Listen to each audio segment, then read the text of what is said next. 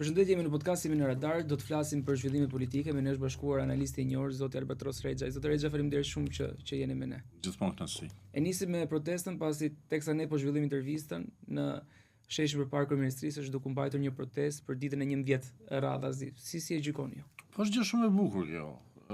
Tubimi të rive, që më lidhen aty në shesh, bëjnë një ecje, shprejnë menimet e veta, emocionet e veta. E bukura e kësaj proteste është që është një konglomerat, domethënë njerëzish të ndryshëm me bindje të ndryshme, nga aktivistët e drejtave të njerëzit, të komunitetet e marginalizuara, te aktivistët për ambientin, për mjedisin, që është një kauzë admirueshme në mendimin tim.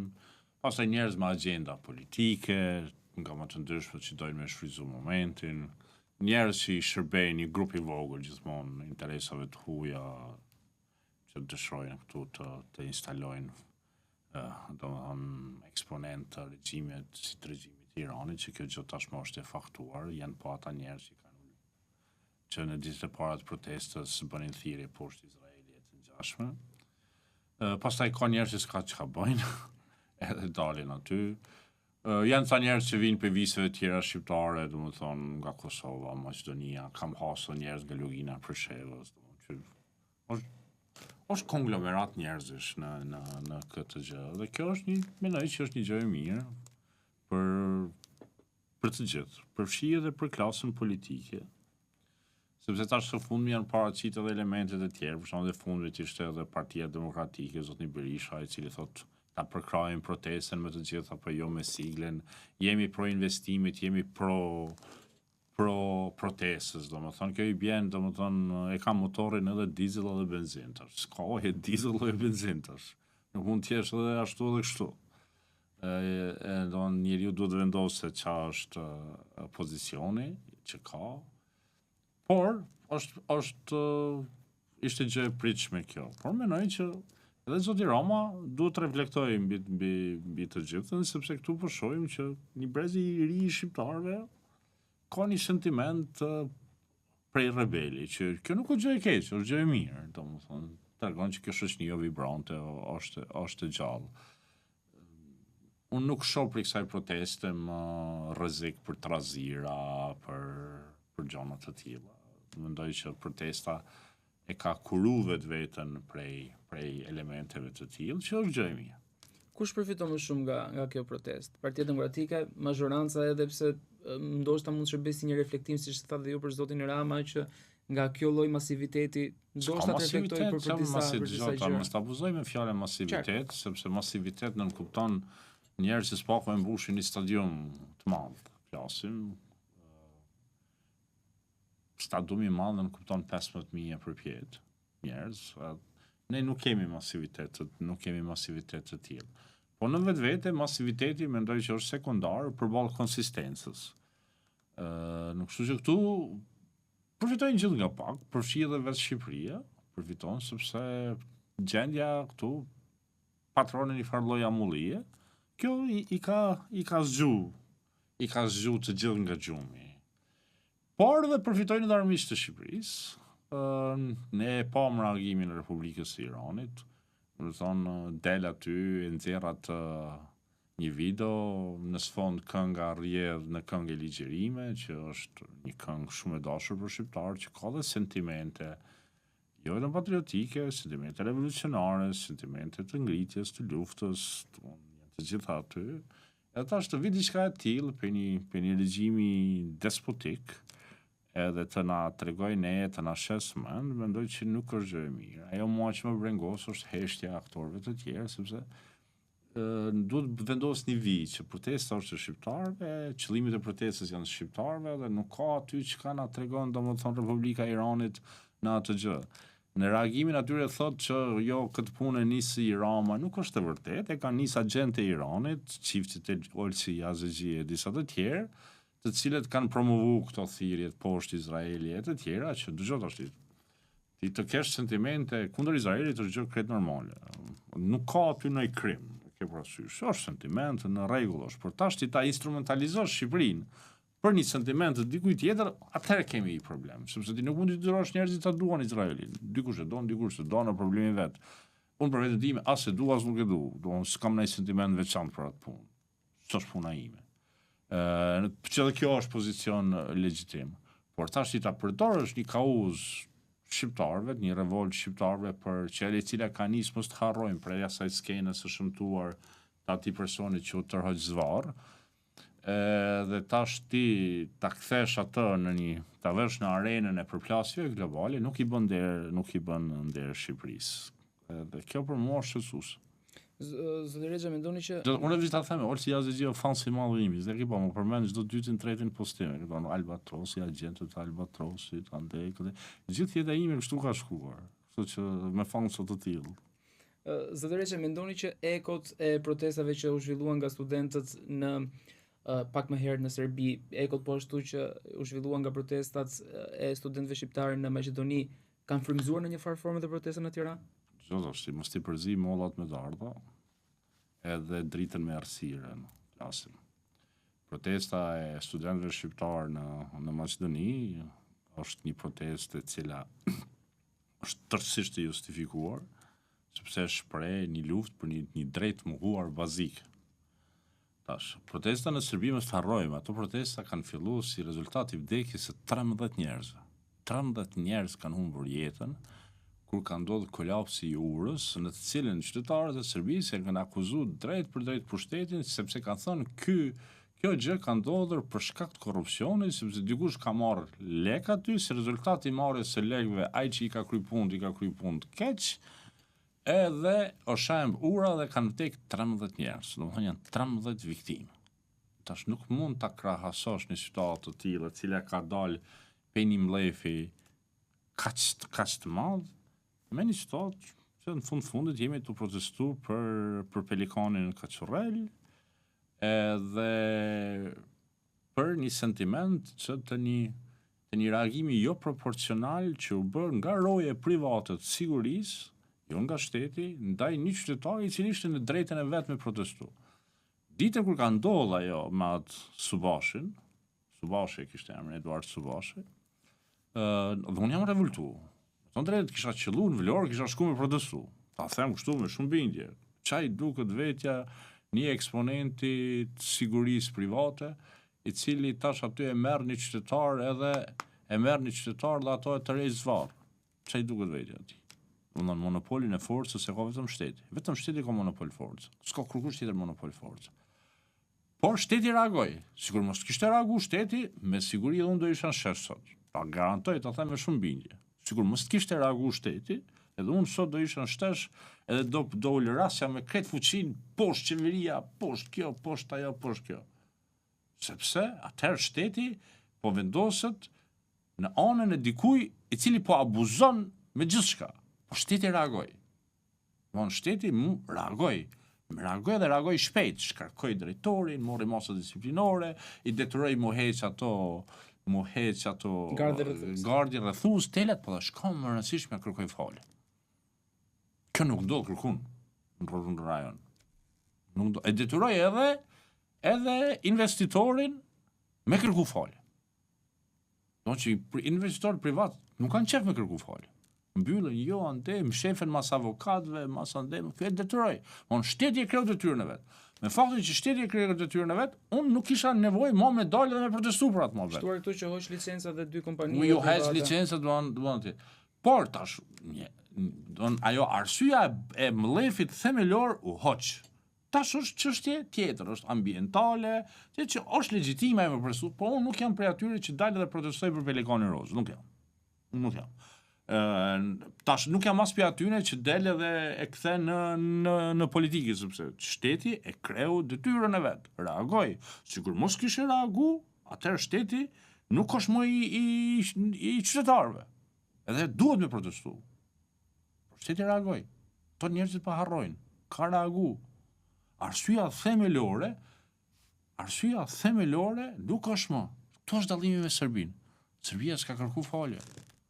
Por as u morë më atë punë për ata 13 njerëz që kanë vdekur. Shteti as u morë më atë punë. As ajo kompania që i ka kryer punimet, as s'ka kërku falje. Janë bë hetimet pavarur nga prokuroria. Ajo është tjetër muhabet, që bëhen hetimi edhe këtu. Po shteti s'ka kërku falje. Shqipëri shteti kërkoi falje, këtu është dallimi tash. Para se me dalë protest, edhe me ulerit aty pa lidhe, qifsha rëpta, ne, Klena më thohet, thashe, duhet të menu këto muhabete. Duhet të menu këto gjona. Zoti Rexhaj, mendoni që investimi do të bëhet në fund, a do të rriqet kryeministri dhe Jo, Edi Rama nuk të rriqet, nëse të rriqet Edi Rama le ta dorëzojmë pushtetin më njëherë. Nëse ky investim bëhet, çfarë të mirë do të ishte Shqipërisë? Zot, se Edi Rama është një person që pavarësisht sa munohet, s'pako si kam dëgju, i ndjek reelsat, i ndjek to video të shkurta. Edhe nëse i vjen puna me ndjek këtë video, unë i them, nëse ti të rriqesh për kësaj gjëje, dorëzoje pushtetin sot. Hiç as mos mendon dy herë se s'ma u kry kjo punë. Pse po e them këtë? Sepse këtu nuk ka të bëjë me ndërtimin e një hoteli atje kjo punë. Kjo gjë ka kaluar në diçka tjetër. Të gjithë po e nxjerrin kokën. Armiqtë e Shqipërisë në dy rivalët e Shqipërisë, se armik dhe rival nuk është e njëjta gjë. E treta, njerëzit që nuk dojnë ta shohin Shqipërinë të zhvilluar sepse kjo ka një ndikim në punët e tyre. Katërta, njerëzit të cilët historikisht i kanë urrejt shqiptarët, kanë problem me zhvillimin e Shqipërisë. Kanë problem me faktin që Shqipëria nuk ka më vrime zeze e Evropës. Kanë problem me faktin që sot Tirana është destinacion turistik, ekonomik, politik. Edhe kanë problem me faktin që Tirana sot është ajo çfarë ka qenë Beogradi dikur në kohën e Titos. Beogradi dikur në kohën e Titos ishte vend ku shkonin diplomatët, udhëheqësit e shtetit, njerëz të biznesit, njerëz të kulturës, njerëz të gjithçka. Sot nuk po shkojnë në Beograd, po vinë në Tiranë. Në Tirana është kthy në një destinacion jo atraktiv, po një destinacion substancial. E ka ngrit Shqipërinë. Edhe tash ky zhvillim i Shqipërisë, ty ju pengon. Ata po e shohin se Shqipëria i pik veno. E bëm një rrugë. Po bëhet një rrugë tjetër. Ka nisë po bëhet një rrugë tjetër. Një tunel atje. Por një pik vend, një ditë nuk do ndërtojmë rrugën e tunelin. Se nuk jemi ne Gjermani e Francë me mira kilometra duhet me bëj vetëm rrugë. Ose Alpet e Austrisë, Zvicrës që tunela me kilometra të tërë. Një pik vend në Shqipëri. Mbarojnë të rrugë, përfundojnë të investime. Pastaj kur ndërtohet infrastruktura, kur Shqipëria ka infrastrukturë të mirë rrugore, kur Shqipëria ka infrastrukturë të mjaftueshme për prodhuar energji, kur Shqipëria ka infrastrukturë të mjaftueshme hotelerike, lidhen gjonat dhe Shqipëria fillon të zhvillohet. Kur ke ti tash një rritje të fuqisë ekonomike, ki rritje të buxhetit. Rritja e buxhetit ajo lejon ty luksin me investu në ushtri. Shqipëria ka filluar me investu në ushtri, më herët as i ka e shku ku i bën ajo punë, sepse kishin prioritete tjera. Krahas fuqisë ekonomike, ti rrit edhe fuqinë ushtarake. Kur arrit fuqinë ushtarake, krahas fuqisë ekonomike, ti je faktor. Edhe sot armiqtë e Shqipërisë, dhe të shqiptarëve, dhe rivalët e Shqipnisë, dhe të shqiptarëve, dhe njerëzit që tradicionalisht kanë urrejt që çdo gjë shqiptare, sot kanë ndarë në përfundimin që për me nal Shqipërinë, me nal hovin e Shqipërisë duhet me nal Edi Ramën. Shumë është të thjeshtë kjo punë. Me nal hovin e Shqipërisë duhet me nal Edi Ramën. Me instalu këtu, sepse Edi Rama është rrit për te konvencave të liderit tradicional ballkanik. Është bën një figurë e cila shkon për te kësaj Shqipërisë vogël, madje edhe Ballkanit. Nuk është më udhëheci i Shqipërisë një njeri i cili ka më qëndruar i kompleksuar përballë udhëhesit të Serbisë. Do thotë ai se ky Albatrosi është i lindur në Prizren edhe tash është i kompleksuar me Serbinë na flet. Jo, s'është kjo Serbia, është shteti më i madh në Ballkan. Është fuqia më e madhe ekonomike, është fuqia më e madhe ushtarake. Edhe tradicionalisht të gjithë udhëhesit tjerë kanë qëndruar të kompleksuar përballë udhëhesit të Serbisë. Sot Shqipëria ka një udhëhes që nuk është i kompleksuar përballë tij. Edhe kjo ju pengon të tjerëve. Ju pengon. Tash, sigur Edi Rama të ishte agent i Izraelit. Sigur Edi Rama të ishte dikush që është i kapur. Njeriu i parë që do i prishte marrëdhëniet me Edi Ramën është presidenti Tayyip Erdogan. ku ka, presidenti Erdogan, qas flet, qas ban, qas thot, domethënë i ka pozicione shumë radikale. Pse mëre nuk e çertoi Edi Ramën? Pse nuk e çertoi Edi Ramën? Sepse Republika e Turqisë ka një vetëdijshmëri, është e vetëdijshme për kompleksitetin e rrethanave në Ballkan. E din pozitën e vështirë në cilën është populli shqiptar, edhe e din presionin që i ushtrohet popullit shqiptar nga faktorë, çfarë është, për shembull, Serbia sipër, Greqia poshtë, edhe elemente të tjerë. Ku ka fuqi prej këtyre fuqive dallueshme që është më shumë kundër Izraelit se sa Turqia? S'ka.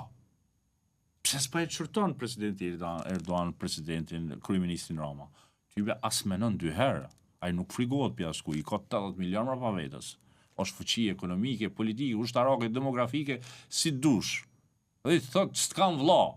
Qa vlla, thot ti? Si Erdogani nuk i zgjedh fjalët, por nuk e çorton fare. Nuk e çorton fare Edi Rama, sepse në Ankara janë më të vetëdijshëm se disa njerëz këtu në Tiranë se sa komplekse situata. Dhe ata e dinë që kjo nuk ka të bëjë me Edi Ramën, por ka të bëjë me Shqipërinë.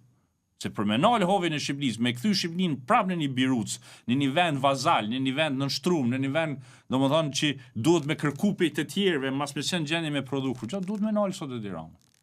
Duhet me nal këtë Edi Rama, se duhet një lider që është i kontrollueshëm, një lider i vogël, një lider që thotë, "Me çfarë po flasin ata, ndekën ata, po pëlqen mu kjo Rama që u bë komikove të fundit që edhe bën aso fare që po i bën sepse ndryshe edhe nuk mund të flasësh me këta njerëz.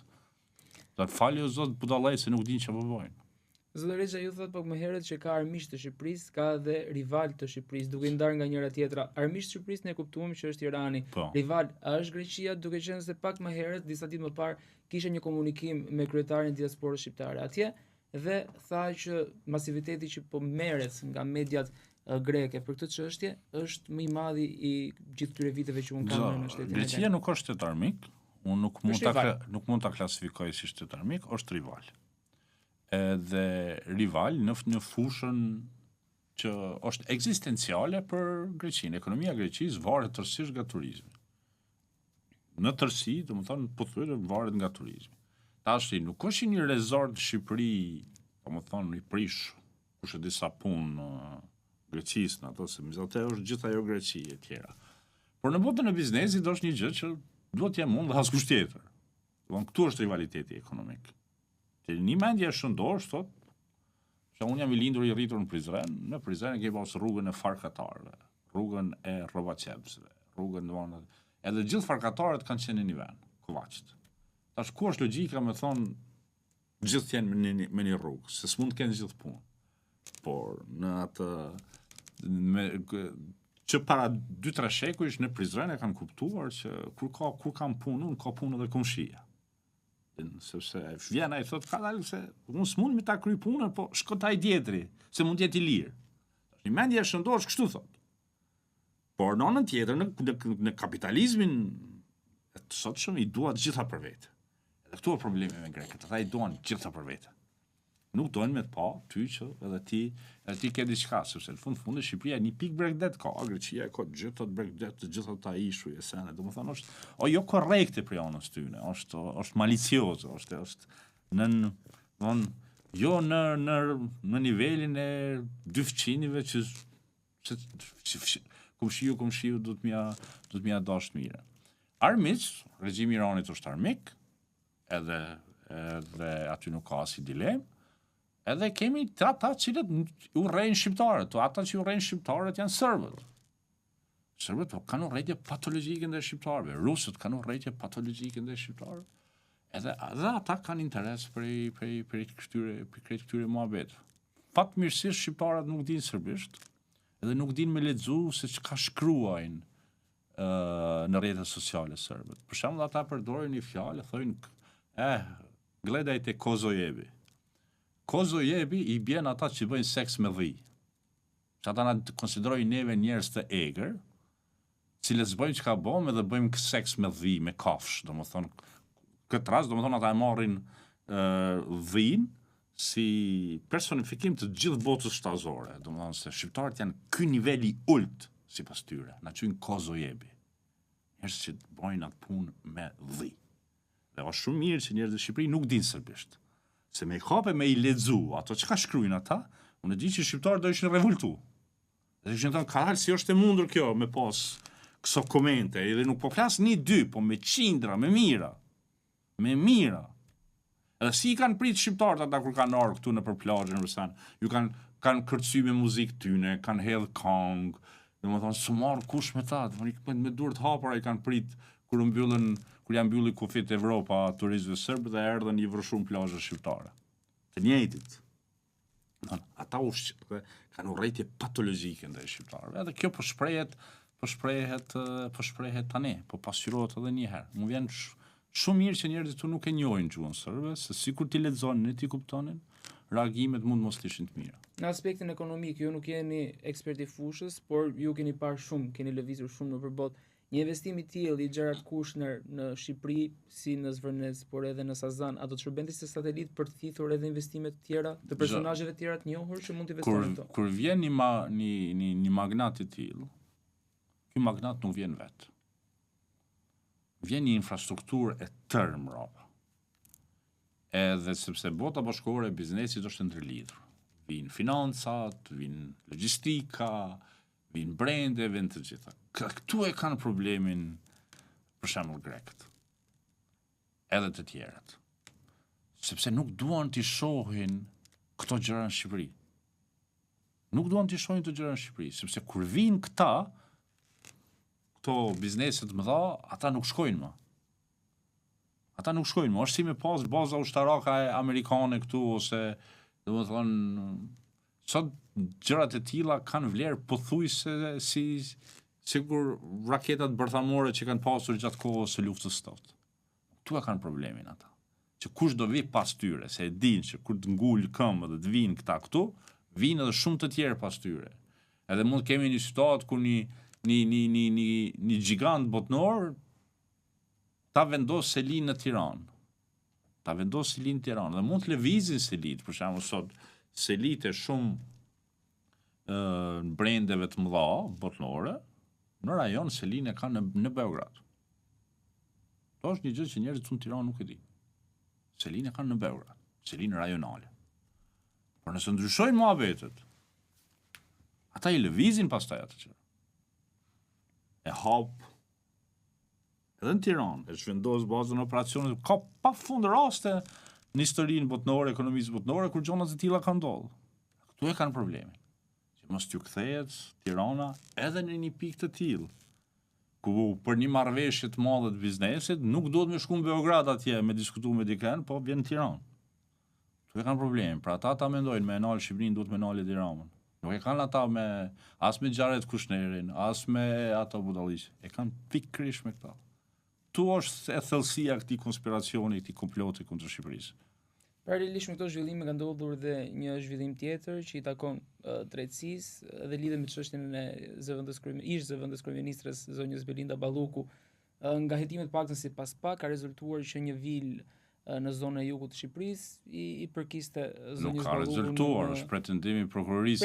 Pretendimi prokurorisë. Çfarë mund të thoni për këtë çështje? Gjëja më idiote që ka mujtë me ndodhë në herë. Tash po flas si jurist. Jo, tash e nisë hetimin ti për kundër zëvendës kryeministres, njeriu i dytë më i fuqishëm në Shqipëri pas Edi Ramës, e bën nomin e madh, e çoi punën deri me shkru krejt mediat e botës, përfundove me një akuzë pa barazin tendera, që është akuzë futja kot.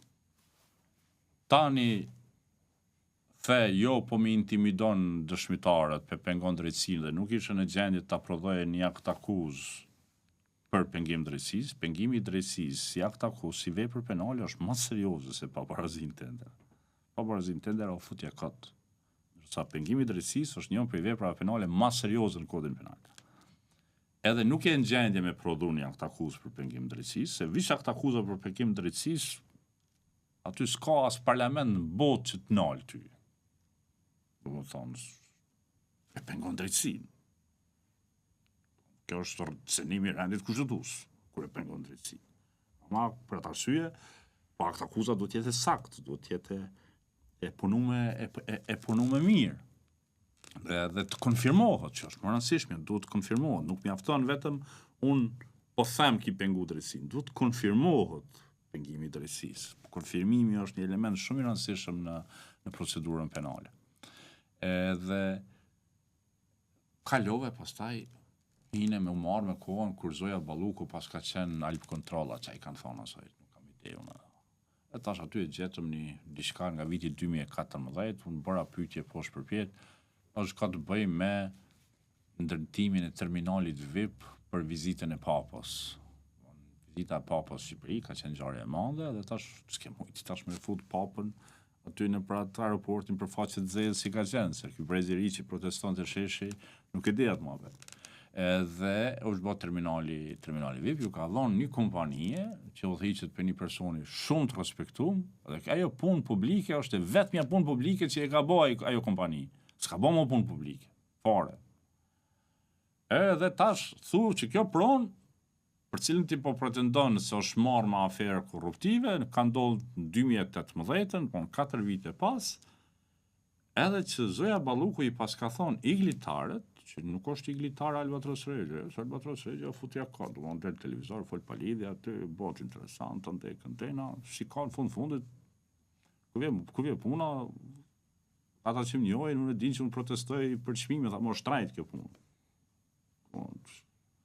Që s'ki lek, sot si kërku shëheq në logjikën shqiptare. Edhe, po iglitaro milioner. është njëri për drejtorëve sportiv më të suksesshëm në Evropë. Edhe ti po thu që ky iglitare me Belindën për mja shpërlon një apartament 100 diçka metra, një duplex 100 disa metra katror, do më thonë që unë thash kush di qa vile është ajo, ku me dyta për aty në vilave prallore që i shohim të shku ka jugu, adin se Shqipëri ka njerëz që kanë vila që t'i truni, apo të kur është thu çka është kjo? Ajo një duplex 108 metra. Edhe thu, tash e implikon emrin e iglitares, e thirr atje në SPAK me fol 6 orë, për të cilave të një 4,5 flet për kampionatin Serie A, edhe dalin pastaj mediat e Italisë, thonë iglitare kështu, iglitare ashtu, iglitare ashtu. Kjo është abuzim me besimin publik që ta ka dhënë populli shqiptar. Abuzim me publikin që ta ka dhënë me besimin. Tash çka nëse kjo punë përfundon s'del kur gjë? Iglitarën kret drejtën e botës me i padit. Tash në tjetër, raporti mes iglitarës dhe Belinda Ballukut, një Tiranë dhe ne mora vesh edhe unë. Por ata kanë në rinin e tyre, që shkojnë 80 vitet para rënies së komunizmit. 2 familjet kanë qenë shumë të afërta, dihet fakt publik, e din të gjithë të që familja Balluku dhe familja Tare kanë qenë shumë të afërta, vazhdojnë të jenë shumë të afërta sot e kësaj dite. Baba i Iglit dhe baba i Belindës thonë shok sot e kësaj dite, edhe kanë pas një idil dashurie në rinin e tyre, si pas do më thonë, unë e s'pako si njeri që është marrë me dashurin e din që idila e tillë nuk harrohet, edhe tash ti thu, jo, po futbon ti, që ka bo s'pako? U kthy në kursikur to policit e moralit në Iran. Qa këti raport me ta, qka qysh tek, e andej këndena do më thonë janë gjona banale ato. Në fundit jeta private njerëzve, jetë private njerëzve. Qka bojnë tek bojnë o problemi tyne.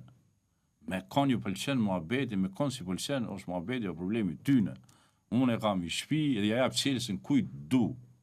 Mua po më pëlqen ai njeri, vjen më reciton poezi, më këndon te vefshi këtu pak. Thotë osa më ngënjen, thotë Albatrosi i pashëm, i bukur, atë, edhe më pëlqen, thotë, u kënaqa. Qa i intereson kjo punë s'pakut? Qa i intereson kjo punë s'pakut? Qa i intereson ajo punë s'pakut? Ja e pësjelë që kujt du, edhe i tham, merro me këtë shtëpi, o shtëpia jote. Bët qa dush ti aty? Kur viu në herë ri? Kur do anë, qa problemi ke ti me atë punë? Tash ti ta dalësh në pikën edhe, unë du të tregomi shumë dëruar për të pa çka po nxjerr procesi. Por nëse kretë ky hetim kundër Zojës Balluku pas ka përfundu në atë gjë, kë nuk flet mirë për procesin për procesin. Jemi në demokraci këtu, domethënë njerëzit duhet me kuptu që prokurorët nuk janë për mi ligj. Vjen një moment kur, domethënë, kur konsumohet procesi, dhe unë kaq di si zotnitare është një njeri që pjesën më të madhe tjetër se ka kaluar në perëndim, edhe avokatët e perënd që vinë e Italisë, e vendeve perëndimore, nuk janë avokatët shqiptarë. Ata presin, pastaj kur fillojnë të merren me ty, fillon një muhabet tjetër.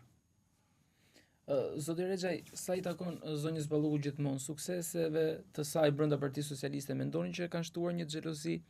Do të thonë sukseset ndaje, duke qenë se për shumë kohë ajo ka qenë numri 2, konfiguruar numri 2 brenda Partisë Socialiste, në zgjedhjet e 2025 pati një rezultat shumë të mirë në qarkun e Fierit ku ishte drejtuese politike, pasi ditën e sotme, pak orë më parë, në rrjetet sociale ishte ish deputeti Petro Koçi që kishte bërë një status referuar zonjës Balluku që fliste për atë takim që u zhvillua në Fier ku ishin lënë pas sipas tij ishin lënë pas disa prej eksponentëve kryesor të Partisë Socialiste atje që nuk ishin thirrur në takim dhe që unë nuk di kush su thirr, edhe tash po unë e pash i gjë. Në atë gjë që organizuan Fier, pash shumë të ri, që kur fliste Rama, bënte Rama ato farë batutat e veta, që unë si artist të xhelozoj për atë gjë. Kamera lëvizte poshtë përpjet, shija goca të reja, goca të pashtë, bukura, çuna të pashëm, gra të reja. Domethënë, nuk ishte aty një parad pleç. Nuk ishte parti pleç, Partia Socialiste aty. Po ishte parti të rinj.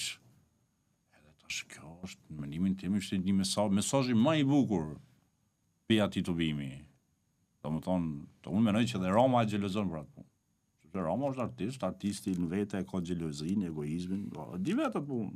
Domethënë, edhe ai e xhelozon për atë pjesë. Po më kjo është xhelozi e mirë. Duhet. Disa të tjerë kanë smir, që është diçka krejt tjetër. Por këto gjona merrnin një parti të madhe janë gjë më e mundshme, më normale. Edhe merrna një familje të madhe vetë, tash mos bëmi kështu, tash vllau në xhelozon, motra në xhelozon, çuni xhajës, çuni në djemtë tezës mes vete. Gjona normale këto. Tash nuk është kjo kush e di si çka. Por ajo që nuk është mirë është që këto sentimente përdoren që problemet brenda familjes të dalin jashtë familjes dhe të kontribuojnë agenda jashtë familjes. Kjo është problematike për mendimin tim dhe kjo ka ndodhur me rastin e zojës Balluku. Ata që më njohin mu mirë, e din që unë vipi një backgroundi tjetër. Edhe e din ç'a flas. Por këtu ka elemente nga më ndryshme, tu përfshi pe i hienave politike deri te elementet krimit organizuar. Cilët e vendosin ato tentakulat e veta. Fshihen prapa narrativave jo perëndimor, tashmë për emër të Amerikës nuk mund të flasin. Iku e më vet. Tash ju kanë ngel do ca nga Evropa, ca gjëra, po shumë shpejt do ikë edhe ai më vet. Se nuk janë ata të vetmit që kanë miq nëpër Evropë. E nëpër kancelarit perëndimore. Ka edhe disa tjerë që kanë miq edhe më herët. Po çdo gjë në kod vet. Kështu që kjo gjë zoja Balluku, unë nuk them që është pa gabime, që edhe ca gjona dhe nuk mujë me i ditë. Por, në bazë të asaj që ka shihet, është një falloj rrufe prici për të gjithë njerëzit që cilët mendojnë që, Edi Rama e solli punën dhe i këtu, hajtash t'ja lujmë lojën, themin në Kosovë Edi Rama, televizim karikën, t'ja marrim këtë gjë dhe vazhdojmë ne, domethënë. Që po ashtu është diçka që jo e jashtëzakonshme, kush e ka lexuar Hamletin, Othelon, Shakespeare ka shkruar për këto intriga. Janë intriga shakespeariane, këto që presi ka lind bota, ato kanë ekzistuar dhe do të ekzistojnë. Por është një gjë që duhet të thonë. Edi Rama nuk është profili i politikanit zakonshëm. Ai vërtet e ka lëshuar mjekrën e bardhë, është duhet të shtu si Ismail Qemali. Po çfarë faj me historisë Ismail Qemali? Ismail Qemali, Edi Rama, direkt. I fshim gjithë tjerët mes. Artist është. On të kesh ambicie të tilla, të mos jesh artist është jo normale. Por në mendjen e tij Edi Rama është më i ri se ata që dalin dhe protestojnë shesh. Se nuk të ban 3 vetëm mosha. 3 të ban guximi për të andrru, për të pas vizion. Dhe Edi Rama ka vizion, she gradacela, she këto, she rezorte, she rrugë, she tunela. Si janë ndërtu marrë vene tjera? Si janë ndërtu vene tjera? Janë ndërtu sepse ka dalë një çmendur dhe ka guxu, ka po ëndra, ka po. Pra pse une nuk muj me shoh Sali Berishën? Ka njerë vjen me shoh, po s'muj me shoh, sepse ai ka guxu me pa tunelin e Kalimashit. Ka guxu me pa rrugën e Kombit. Ka marrë vendim. Edhe ka thonë kemë e bën këtë punë. Edhe ai ka bën Sali Berisha. Unë jam dëshmitar se kam punuar me ndërkombëtar në atë kohë, kur ndërkombëtarët thoshin kjo rrugë nuk duhet më bë, ky tunel nuk duhet më bë, se bashkohen shqiptarë, se frigohen pi bashkimit shqiptarëve. Frigohen pi bashkimit shqiptarëve. Edhe ai e bani. Don guxoj. Pat vizion. Atë kohë ishte Sali tjetër, sot është Sali tjetër. Unë s'muj me e shoh Saliu. Sepse e respektoj për atë punë të madhe që ka bërë. Edi Rama vazhdon të jetë i ri në mendje. Guxon, ka vizion.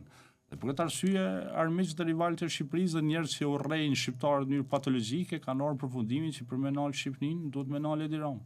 Dhe një pyetje të fundit zoti Rexha që lidhet me Kosovën, zgjedhjet mbaruan, rezultatet thuajse janë drejt përfundimit, çka tregojnë që pa një qeveri koalicioni nuk të ketë formim qeverie. Mendoni që është Qeveria në Kosovë bëhet me gjallë thënie. Po. Sipas gjitha gjasave, gjallë thënie vota, Albin Kurti do i ketë. I bën vetëm? Bashkë me partnerët nga komunitetet joshumisë. Joshumisë. Shenjat tregojnë të tilla, trendi është që ai do i marrë 52 deputet, me 52 deputet ai arrin me partnerët nga partitë joshumisë, arrin gjallë thënie. Problemi në Kosovë ka të bëjë me zgjedhjen e presidentit që kërkon një konsenzus më të gjerë që lidhet me atë rregullën abstrakte që ne e kemi, që duhet 80 deputet të rrinë në sallë. Unë mendoj që kjo do përfundojmë një marrëveshje sepse nuk LDK apo LDK. Mendoj që kjo nuk ka të bëjë as PDK as LDK, po është thjesht domosdoshmëri kushtetuese. Sepse Kosova për momentin ka ushtrues detyrat presidentit. Edhe me rregullat kushtetuese, ushtruesi i detyrës, ushtrimi i detyrës presidentit nuk mund të bëhet më shumë se 6 muaj. Që nuk kupton që dikun në tetor, nëse nuk gaboj, ne kemi fatin e fundit, maj, qershor, korrik, gusht, shtator, tetor. Po? Në tetor, me 7 tetor, ne kemi afatin e fundit kur duhet kemi president. Nëse nuk kemi president dhe me 7 tetor, me 8 tetor, unë nuk di a ekziston Republika Kosovës, si rend kushtetues. Se nuk mund të ekzistojë Republika pa titullar. Për presidenti, qoftë ushtrues detyre apo me mandat plot, është titullar. Është personi që e ka vullin e sovranitetit. Po kush do plotësoj këtë handicap? Partitë politike duhet ta zgjedhin presidentin para 7 tetorit. Në një formë ose tjetër. Mendoj se kjo do i detyroj ato, do i detyroj që të bëjnë një marrëveshje për një emër të një presidenti. Ata sa do përfshi kjo një marrëveshje më të gjerë për qeveria, jo, për mua ka pak rëndësi, sepse në momentin kur e zgjedh presidentin, pastaj dimoj zgjedhë çdo 3 muaj, nuk e lodh kokën kush prat. Qartë, zoti Rexha, faleminderit shumë që ishit me ne, faleminderit shumë për analizën e saktë që i bë të gjitha çështjeve që ne trajtuam. Gjithmonë kënaqësi. Faleminderit shumë. Ky podcast vjen për ju me mbështetjen e X1, Philip Lane Residence dhe 1001 Solutions.